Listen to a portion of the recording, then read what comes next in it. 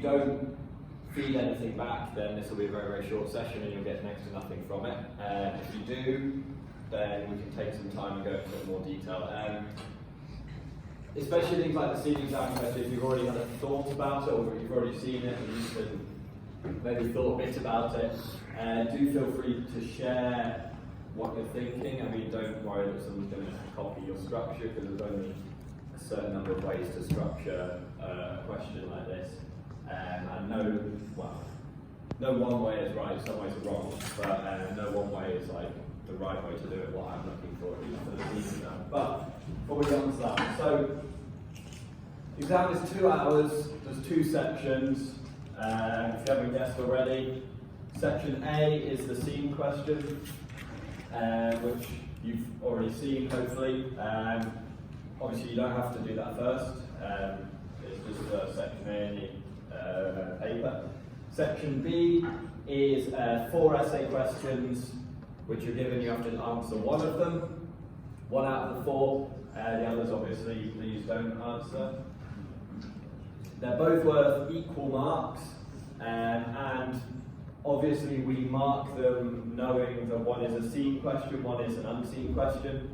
So we have slightly higher expectations for the seen question because we know you've had it before, you've had time to prepare, you've had time to think about exactly what you're going to say. Whereas for the unseen question, we're a bit more, we're not going to expect it full of references and really like the best essay we've ever seen. So that's sort of taken into account.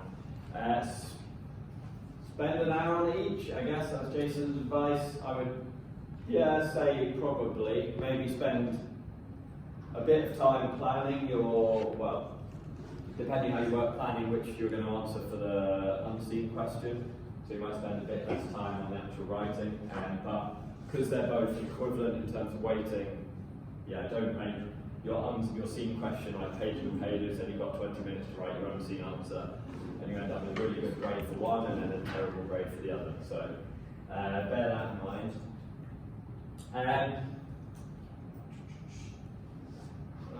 There's some other advice, but so the compulsory scene question is, you should have all seen it. If you haven't, then I'm not sure why. Do you know when your exam is, by the way? You've been told. Yeah. Sure. It's on the Friday or Monday. So the scene question is about evaluating the evidence used to reconstruct the British-Irish ice sheet during its most recent deglaciation, paying particular attention to its size, behaviour and timing of retreat. Your answer should include reference to your own evidence, fieldwork and published data. So, the key things in it is quite a long question, and there's quite a lot to it, which is bad in some ways because there's a lot to write, but also good because there's plenty of things for you to include. It's not too vague, at least, I think. Some key things, and we'll come on to, firstly, is evaluate the evidence. This is your at level 6, it's not description, it's not explain, it's not something like that. It's about evaluating the evidence, okay? So if you do not evaluate, you will not get above 2-1, maybe at the best. So, and it's a hard thing to do, and it's very, very, very easy, especially with this sort of question, because it's very, very easy to say, this is how big it was, this is what its behaviour was, this is what the timing of retreat was. So, what does evaluate actually mean? What are you doing if you evaluate something? Giving an opinion. Pardon? Giving an opinion. Yeah, so you're basically looking at something and giving an opinion, but what you also do, are you all just one-sided, or like would you just provide your opinion, or would you provide others, or what do you think? Pardon? Yeah, sorry, it's really hard to hear. Yeah, so when you're evaluating, especially in this sort of circumstance in like an academic way, you're presenting the evidence and giving both sides of an argument if there is one, and basically coming to a judgment on it. So you basically look at a theory or subject, you explain it using your judgment on the merit of theories or opinions. So it's very subjective, and throughout the question there's a lot of different places where you could be evaluating. Some places where you need to describe things, but there's a lot of places where you could be evaluating. And I don't want, or we don't want, well, I don't want, because I'll be marking them, it to all be just evaluation. Don't be going through and everything is like, the British Irish Eye sheet was this big. However, some people say it was this big. So they say it was this big because they're like, I don't care about that. I don't care about that side of it. Like where it's really, really, really descriptive about every single sentence. But when it comes to the main parts of it, so its size, its retreat, behaviour, and the timing, you need to present for each of those a bit of a sort of discussion. Almost as if it's each is sort of a small interpretation section in a report or an essay. And this is the thing, there's not always a place to evaluate, so if there's no two opinions, then that's fine, you present one, but you need to give a balanced account, so covering both the strengths and weaknesses of whatever it is you're talking about. So, for example, if you're talking about the timing of deglaciation, you can talk about the fact that in some areas there are lots of dates, so you have a really, really good control. Some areas there are very few dates, so you have a very poor control. And that's just a natural thing. Some places you could say there's lots of new dates using cosmogenic nuclides or surface exposure dating. Some places there's only offshore radiocarbon dates. You can compare, and that's sort of evaluating the evidence in different locations. Okay, so it's really important that you don't forget that. And maybe when you, again, it depends how you work in exams, but maybe you just want to highlight that or rewrite that at the top of your essay when you're planning it out, that you need to evaluate.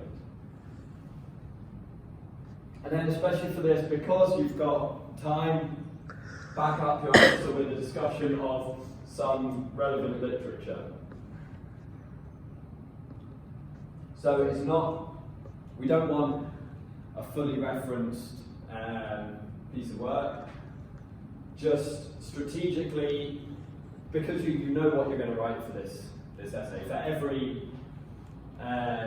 every sort of point you're making, every subject you're focusing on, just remember a few references that are relevant, okay? And go for ones which are obvious and maybe either we've provided to you or that are well known. So if you're putting in some random, like, I don't know, Smith et al. 1984, that could be complete, well, it probably is completely made up. I have no idea. I'm not going to give you any credit for it unless you actually write out what the title is. But if you're instead referencing something like Chris Clark's paper from last year or papers from the past few years, which are like Clark et al. 2000 and whatever, 17, 18, then I know you've at least focused and you know a few subjects and a few names, okay? So in all honesty, just be strategic. Just learn a few references that cover a few. Like when I did a glacial module when I was at uni, I just put Ben and Evans 2000, whatever it was, 1998, which is the glaciers and glaciation textbook, because I couldn't be wrong. It was like, this is what a glacier is, here's a textbook that the guy who's marking it wrote. So just be strategic and think of a few references that you'll remember and that also maybe have different opinions to one another. Okay, so however, and again, this is very dependent on how you revise and how you think about things like this, but just a few references. I'm not going to give you a number because you'll panic and try and do that many, but as long as there's a few throughout and it's not just randomly one or two, then you're going to get credit for it, okay? So put a bit of that in and make sure, if you do put a reference, make sure you actually use it where it's something they've said. If you're saying like, oh, like I remember that there was this guy did this model of the ice sheet and it showed this, and I've written about it, but I can't remember what the reference is. Just don't put a random reference in that's wrong. It's better to leave nothing and describe it accurately, and it means I know you remember it or you've read it. Okay, so put them in where you can and where you know they're actually useful. So there's no like right or wrong answer for, like I said, well there are wrong ways to answer the question, which would be bad ways of doing it, but there's no right or wrong way of really answering a question like this because there's different parts to it. So the key things which you need to do, so like with any exam question, please start with a short introduction, otherwise it's just carnage if you go straight into some evaluation of something without any introduction. So what would you include in an introduction, do you think? Like what sort of topics or what sort of sentences? What what would you want to put in there? Or what's the point of an introduction in this sort of essay?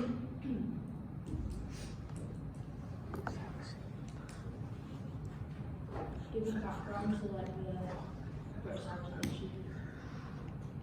Yeah, background in what way? Like, Sort of like an overview.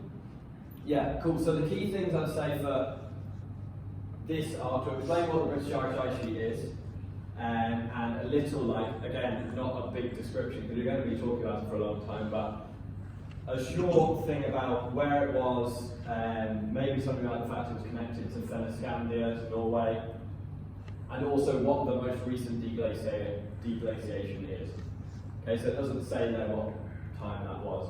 And make sure when you are writing or prepping the essay, you focus on its most recent deglaciation.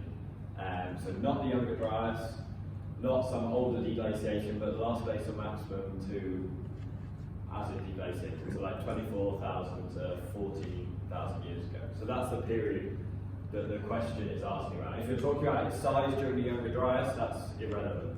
Again, it's something which is I do it, it's very, very easy to do. You're meant to be focusing on one time period and then you're just giving a whole history of the British Irish Ice Sheet. I don't care about that. That's not important, it will waste your time. Yeah, so I'd say a bit about that, and then maybe what else might you want to put before you go on to the main part of the essay? The focus of the essay. Mm-hmm. So we're focusing on evaluating the evidence for the size, the behaviour of the time of retreat. Yeah. One thing which is good to do, and which, so again, remember that I'm marking these, so it's like, especially with exam questions, which are very, very hard to answer anyway.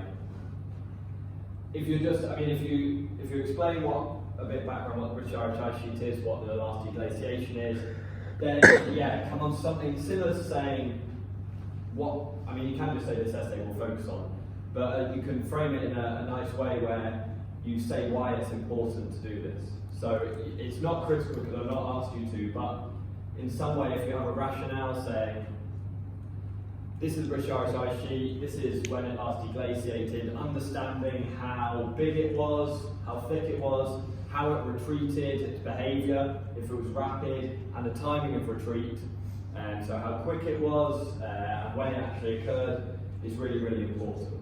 So try and think about the bigger picture for why you would, if you're going to write a report on this, what the rationale is, because I haven't given it to you, but it's very, very easy to, and again, I'm just thinking this now, quite pleased with myself, but you could even just go through each one. So why it's important to understand its size. So any ideas? Why is it important to understand past ice sheet size, how big they were? What does it or what has it affected? Landscape. Landscape? Yeah, what else?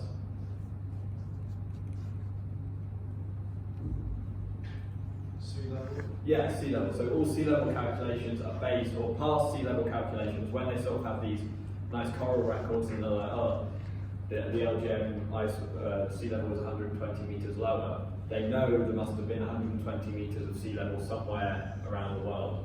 So it's really, really, really important for reconstructing past sea levels. Its behaviour, why do you think that's important? Who cares how it behaved in the past?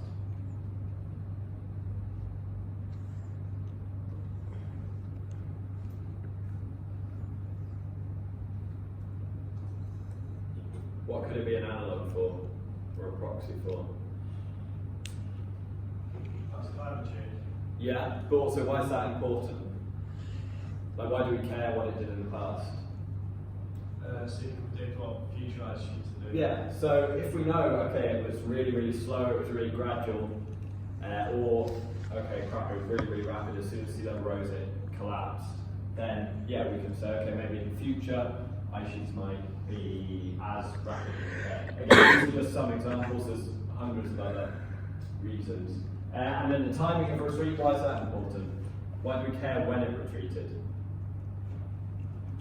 Apart from, like, why is it useful to us? What can we link it to if we know when it retreated? The current conditions of retreat in winter. Yeah, so when it retreated, was it retreating because the air temperature was increasing? Was it because the ocean temperature was increasing? Was it because sea level was rising? Was it because there was a huge volcanic eruption that caused it to retreat? All of those things, which again then allow us to better understand how it behaved and then sort of go into the future in Georgia. So those are just a few things, but if you maybe pick a way of explaining the rationale that's succinct, don't spend like a page on this, then it kind of sets up the rest of the essay nicely. One thing which please don't do, which is not annoying, I mean it's easy to do, is you would start answering or evaluating or talking about the question in the introduction. If you're going to have an introduction, which I strongly suggest, just explain the terms, explain the rationale and what you're going to do, and then move on.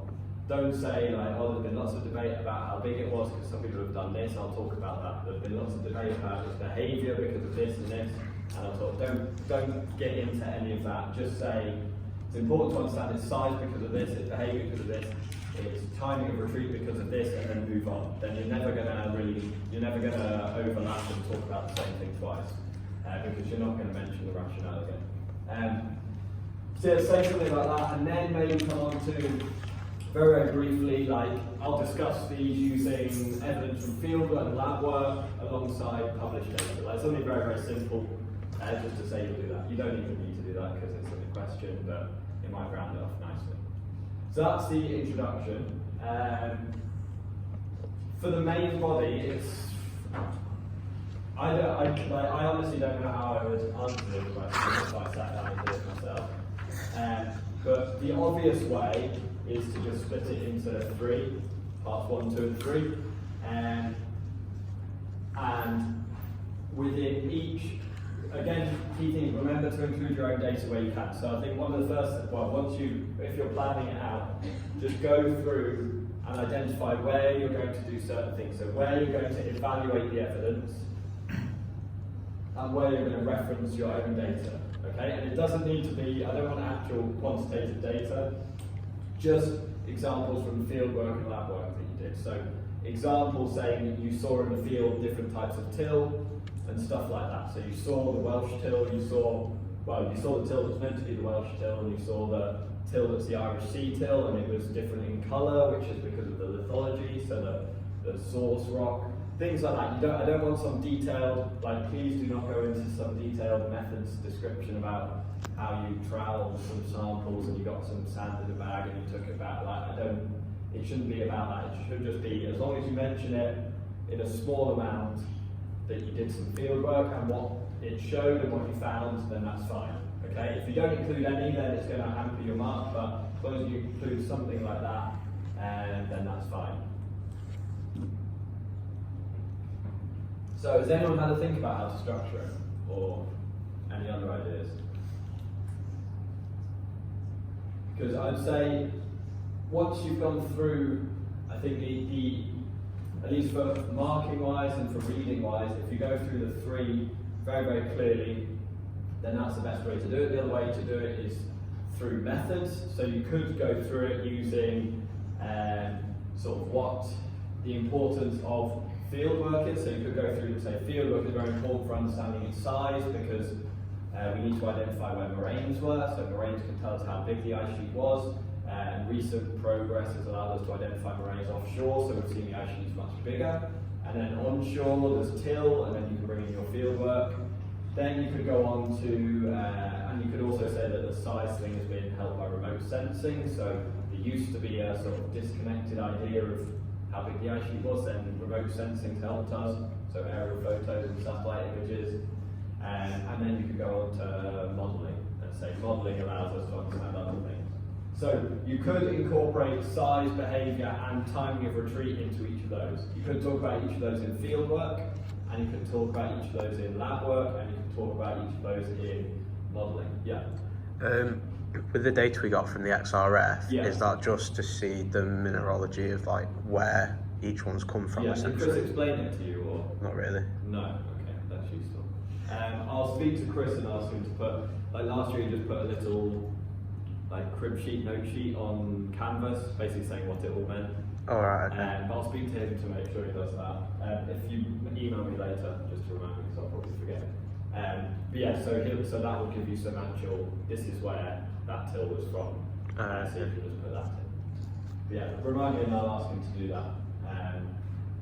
Yeah, so they're the two main ways you can do it. Either size, then behaviour, and timing of retreat, or, and if you can do it cleverly, and it might work a bit more, I don't know, a bit more nicely, a bit more smoothly in terms of saying where field work is important and how things change. Please don't, and we had some maybe last year, because it was a similar question, but not quite the same. Where people just regurgitated my lecture back to me about how Darwin and Louis Agassiz learnt about the glacial theory in the 1840s or whatever. Like, that's very interesting, but I know that because I told you that, and it's not relevant to this. Like, maybe mention it very quickly and say some of the first reconstructions were this long ago when they identified the glaciers were in the UK or in Britain, but don't sort of just literally tell me what I've told you because it's very, very obvious. And that goes for the whole thing. Like, try to get away from just telling me what the lecture said, because I know what I wrote and talked about. So yeah, they're the two main ways to go through it. Either by methods, so talk about fieldwork and how important fieldwork is, and then you can bring in different fieldwork for its size, for its behaviour, and the timing, so taking samples. Then maybe modelling and the importance of that. Or you could go through 1, 2, and 3. So again, in each of those, you can say size has been changed because of field work, and then also modelling allows us to better understand its size. Behaviour has been revolutionised by being able to model, and timing of retreat has been improved thanks to recent dating techniques. So either of those or something completely different is fine. Whatever you feel more comfortable with and you feel flows. And then at the end, have maybe a short conclusion, like, if you run out of time, I really don't care, because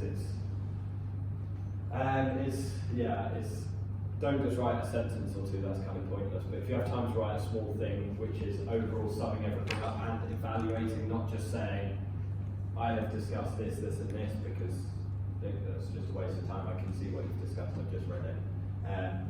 So maybe if you evaluate something, bring it all together and say that the technological advances or advances in number of studies or advances in whatever have allowed us to better understand these three things, and this means we can hopefully, or the British Irish ice sheet is now one of the best reconstructed ice sheets on the planet, probably the best, and that allows us to look to the future. Something like that actually has meaning, not just I did this.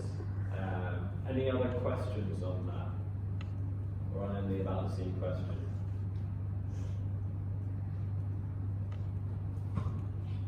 No? Cool. Please, and remember to evaluate as well. And please have neat handwriting. That always helps. And don't worry about, I mean, lengthwise, I've no idea. Write as much or as little as you want, as long as it's good.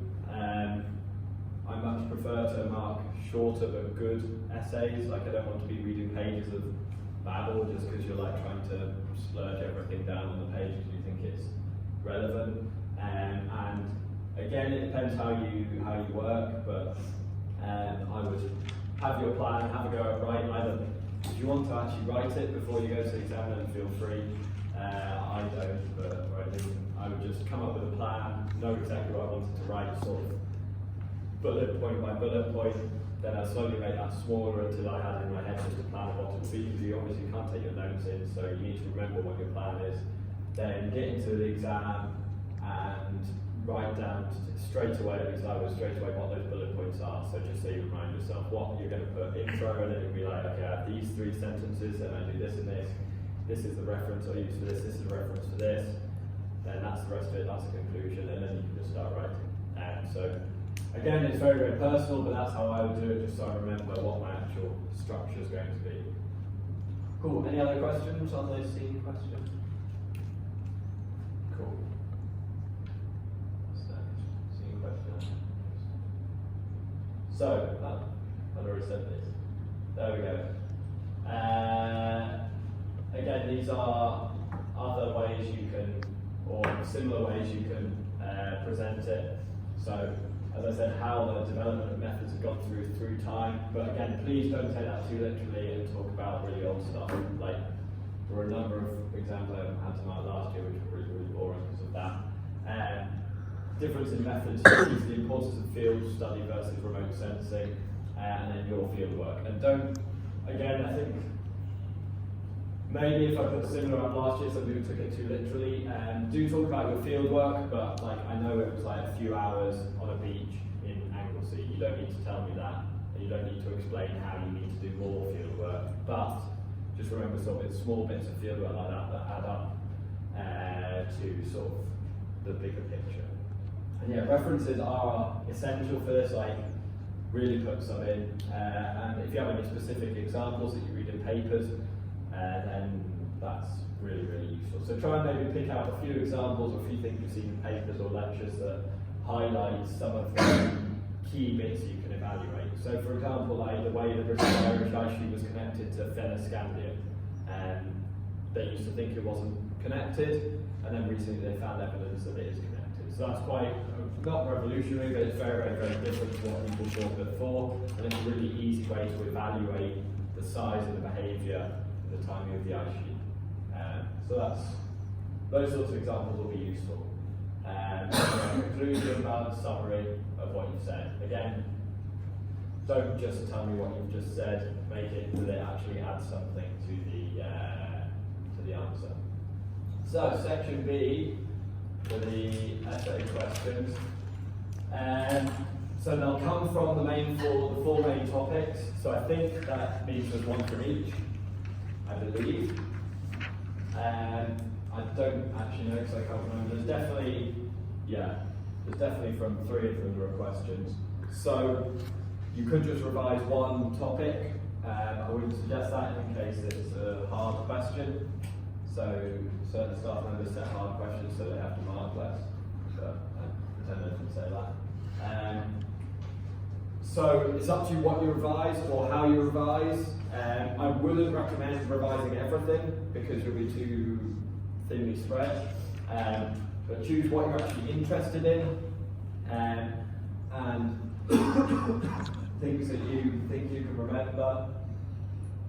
Because you might, I don't know, try and revise dating methods and then it's some really, really hardcore question on radiocarbon calibration and you're like, kind of revised all of it and I don't want to do that. So just be careful. Again, it's completely up to you how you revise or what you do, but I wouldn't recommend revising absolutely everything you've learned because it's just too much information to actually take in any sort of useful way, I think.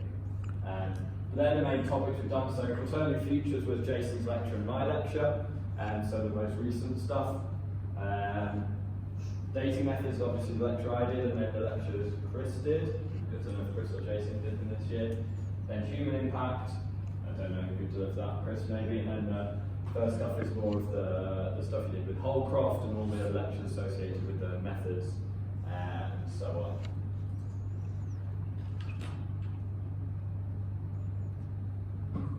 So, marking criteria for exams are like they're just LGMU criteria that we have to follow, and they're very, very short. So you can see if you're sort of only looking at stuff that we've told you in the lecture, and again the person marking will be the person who delivered the lecture, so they know. And you're only going to get a 2-2 at best, so it's going to be in the 50s. So it needs to be stuff that is a bit wider than what we've told you. And that's hard to do in some places, but really try and do a bit of focused reading on certain things and certain topics, certain papers that overview examples that you can bring in. So, for example, the stuff you read for Holcroft, or the stuff you read for the SEAM exam question, you can also bring in if it's relevant. So don't be afraid to, if there are examples from the British Irish Ice Sheet that you can use in whichever question it is you choose, then do use them.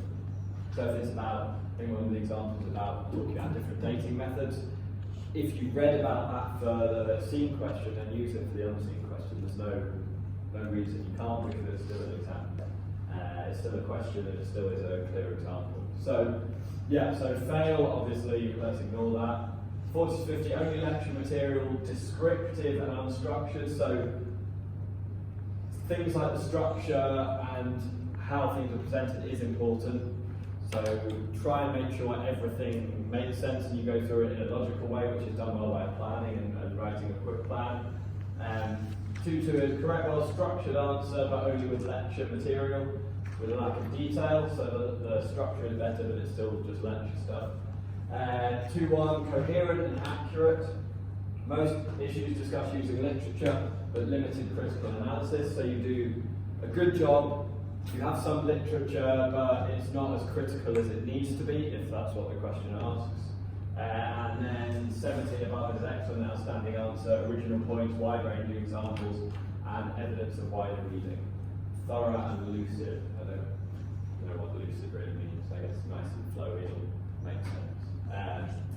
So it's really good because I find exams really well. No, I don't enjoy marking exams, but sometimes they're cool because you'll mark 1 or 2, and then someone else will come at it from a completely different angle with completely different examples that are very, very original and very, very good, and it's very surprising. So they're really nice because you can come up with almost anything as long as it supports your point, and it's really, really nice to mark sometimes because it's kind of a nice refreshing change from the usual reports that have the same thing. So key things there that you can do to help yourself almost include the structure. So again, however you do it, maybe you do the senior exam question first. I'd probably do that just because it's in your mind. But I would encourage you to read the unseen questions before you start writing the seen question and decide what you're going to do.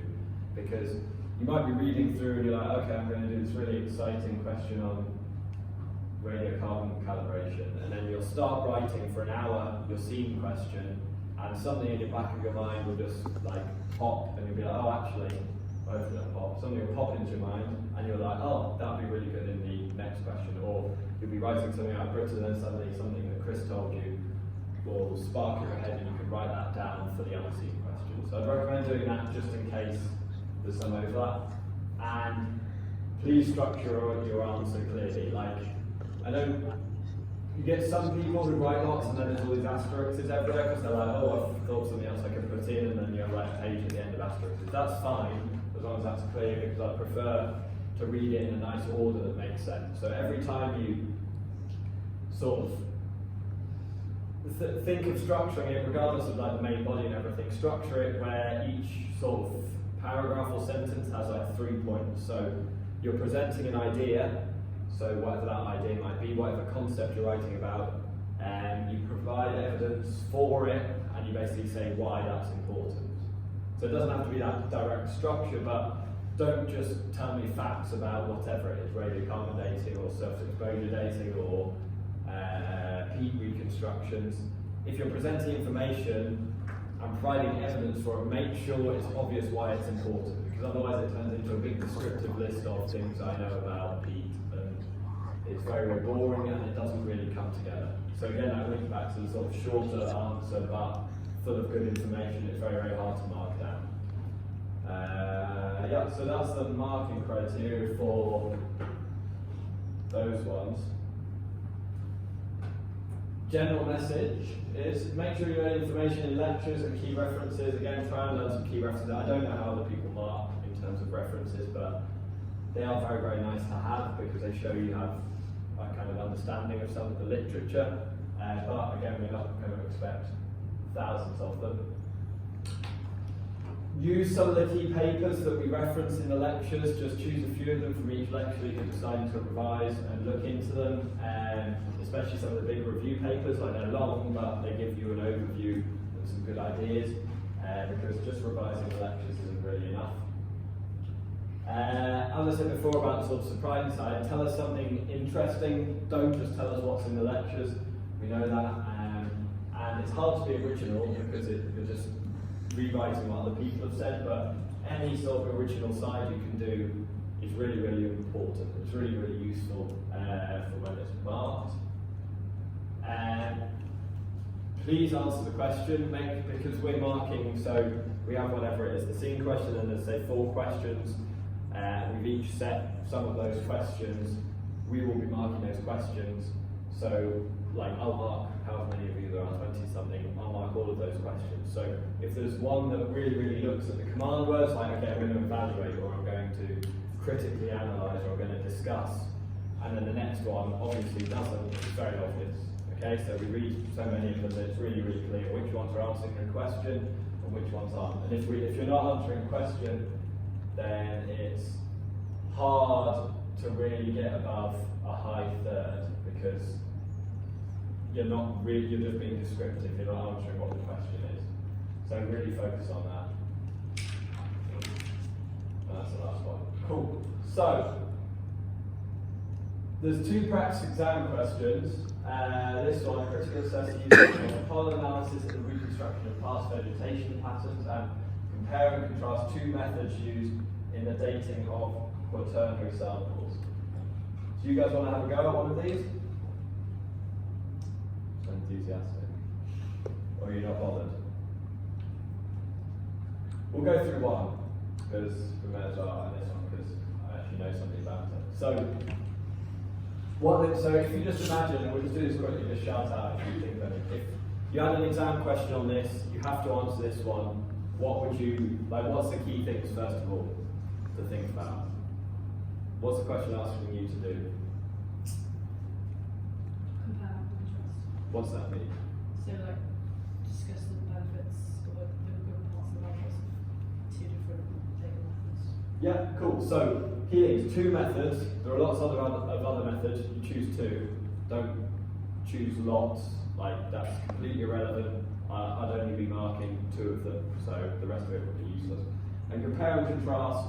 So when something like compare and contrast, it's not necessarily benefits and negatives or good and bad points, but it's also just what they are, literally what they are, how they're similar and how they're not similar.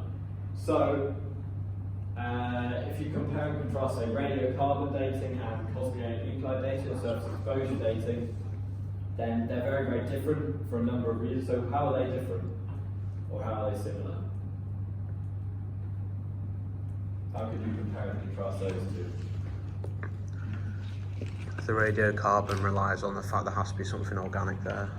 Perfect, yeah. So the first, the easy first way is just the material. So there are different types of material that are required. One is rock, one is organic. Okay, and that massively has an effect on what? Why is that important to consider?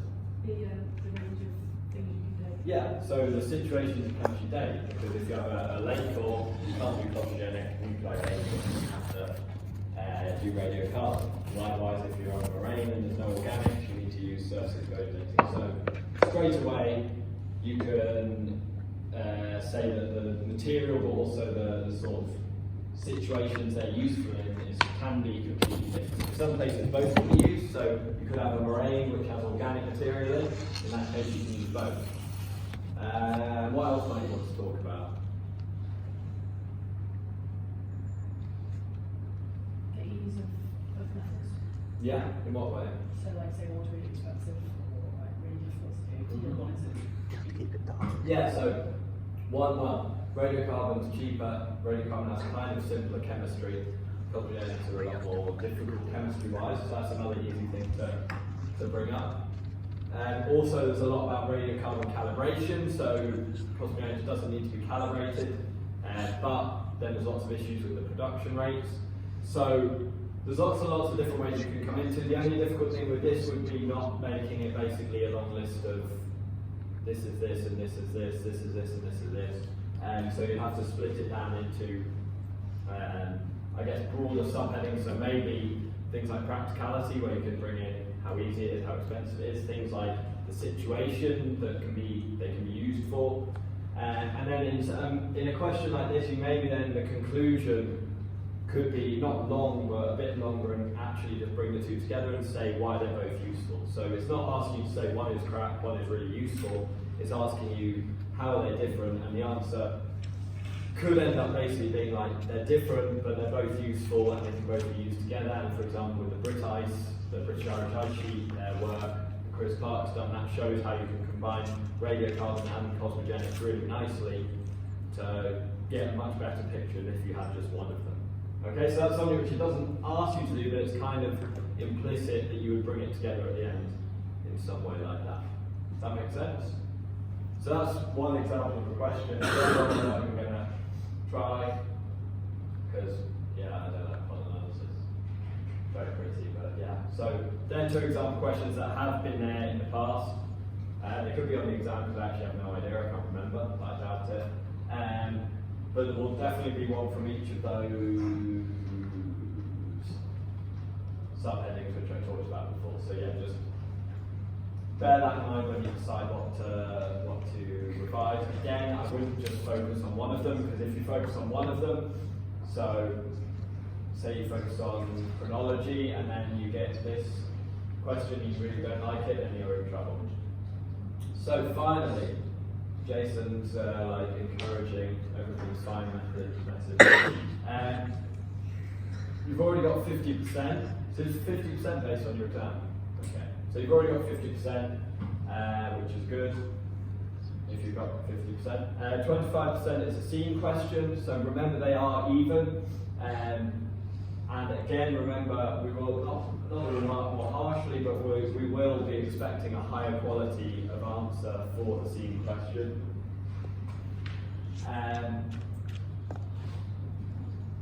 Preparation is key. So exams are a very, I don't know, they're a very strange assessment method. That's why we don't do that many of them. They can be useful in some ways, but they are also just in some ways an exercise of how much you can remember the night before, like, or the week before, which is slightly annoying because in some cases it doesn't really test how good you are.